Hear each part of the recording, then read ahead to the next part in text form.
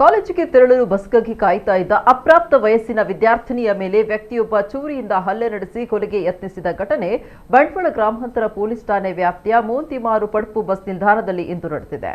ಚಾಕುವಿನಿಂದ ಇರಿದ ಆರೋಪಿ ಬಂಟ್ವಾಳ ಮಂಚಿ ನಿವಾಸಿ 28 ವರ್ಷ ಪ್ರಾಯದ ಮೊಹಮ್ಮದ್ ಜವಾರ್ ಕೃತ್ಯದ ಬಳಿಕ ಪೊಲೀಸರಿಗೆ ಶರಣಾಗಿದ್ದು ಆತನನ್ನು ಪೊಲೀಸರು ಬಂಧಿಸಿದ್ದಾರೆ. ಆರೋಪಿ ಮೊಹಮ್ಮದ್ ಜವಾರ್ ಮೋಂತಿಮಾರು ಪಡ್ಪು ಬಸ್ ನಿಲ್ದಾಣದ ಸಮೀಪ ದಿನಸಿ ಅಂಗಡಿ ನಡೆಸ್ತಾ ಇದ್ದ ಎನ್ನಲಾಗಿದೆ. ವಿದ್ಯಾರ್ಥಿನಿ ಬಸ್ಗಾಗಿ ಕಾಯ್ತಾ ಇದ್ದ ವೇಳೆ ಆರೋಪಿ ಚೂರಿಯಿಂದ ಹಲ್ಲೆ ನಡೆಸಿದ್ದಾನೆ. ಈ ಸಂದರ್ಭದಲ್ಲಿ ಬಸ್ಗಾಗಿ ಕಾಯ್ತಾ ಇದ್ದ ಇತರ ಪ್ರಯಾಣಿಕರು ಘಟನೆ ಕಂಡು ಜೋರಾಗಿ ಕಿರುಚಿದ ಪರಿಣಾಮ ಆರೋಪಿ ಸ್ಥಳದಿಂದ ಪರಾರಿಯಾಗಿದ್ದು ಬಳಿಕ ಪೊಲೀಸ್ ಠಾಣೆಗೆ ತೆರಳಿ ಶರಣಾಗಿದ್ದಾನೆ. ಗಾಯಗೊಂಡ ವಿದ್ಯಾರ್ಥಿನಿಯನ್ನ ಕೂಡಲೇ ಮಂಗಳೂರಿನ ಖಾಸಗಿ ಆಸ್ಪತ್ರೆಗೆ ದಾಖಲಿಸಿ ಚಿಕಿತ್ಸೆ ನೀಡಲಾಗ್ತಾ ಇದೆ. ಘಟನೆಯ ಮಾಹಿತಿ ಪಡೆದ ಬಂಟ್ವಾಳ ಗ್ರಾಮಾಂತರ ಪೊಲೀಸರು ಸ್ಥಳಕ್ಕೆ ಭೇಟಿ ನೀಡಿ ಪರಿಶೀಲನೆ ನಡೆಸಿದ ಬಳಿಕ ಆಸ್ಪತ್ರೆಗೆ ತೆರಳಿ ಮಾಹಿತಿ ಸಂಗ್ರಹಿಸಿದ್ದಾರೆ.